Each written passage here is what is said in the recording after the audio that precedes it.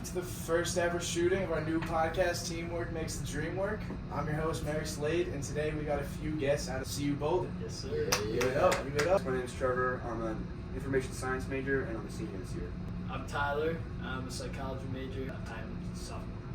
My name is Jeremey. I'm a comp sci major, and I'm a third year student. My name's Jonah. I'm a jazz studies major. I'm a junior. So basically we initiated the development of this podcast with one thing in mind: what practices and intricacies lead to the success of any team.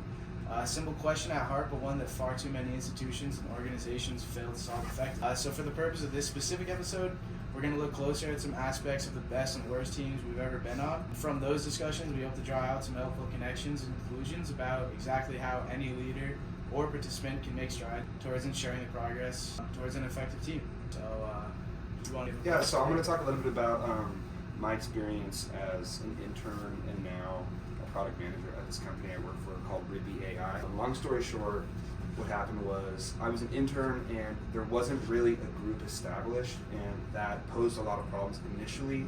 Because I was hired directly by the CEO, I was able to kind of get in there and kind of have my own ideas and start to lead unofficially, and that's how I became a leader. But before that, it was super collaborative. I really have enjoyed my work experience so far there, and yeah.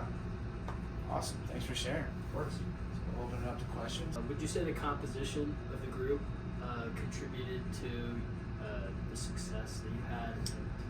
Totally. I think that we each had really diverse skill set. One of us was a professor.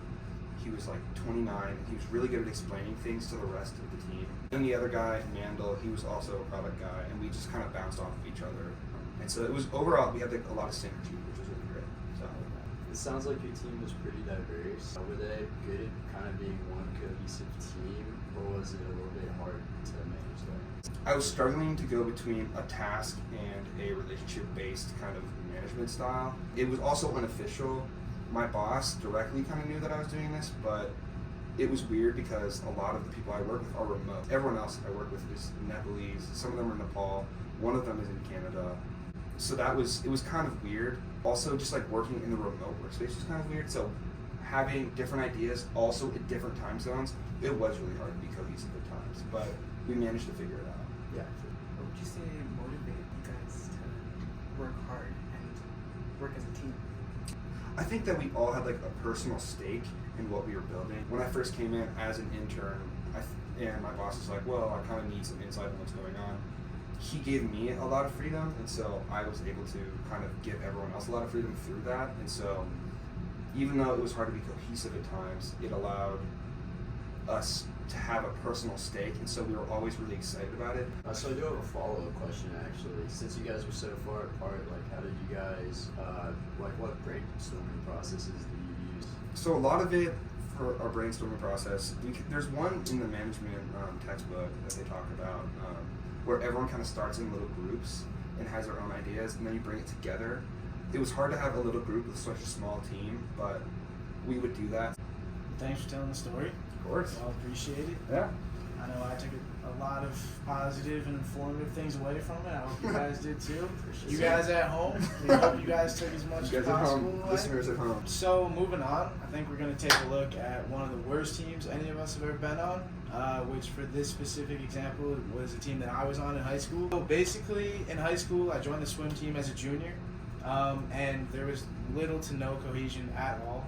It was the most unserious, uncompetitive team I've ever been on. We never won anything. By the end of the season, so many people had quit that there essentially wasn't a team that could make up enough spots to actually compete. It was a complete disaster. Completely fell apart. Yeah, that was basically the team. If you guys have any questions. Do you think like if someone on your team did emerge as a lead, that would have improved some of the synergy that you guys had? I know, I totally think that would happen. I mean, there was basically two coaches trying to inspire, trying to be leaders, didn't accomplish that. The leaders amongst the actual competitors was just non-existent. The leadership style has kind of discouraged people almost from emerging as leaders just because they were so totalitarian that people were kind of scared to speak up and try to inspire others.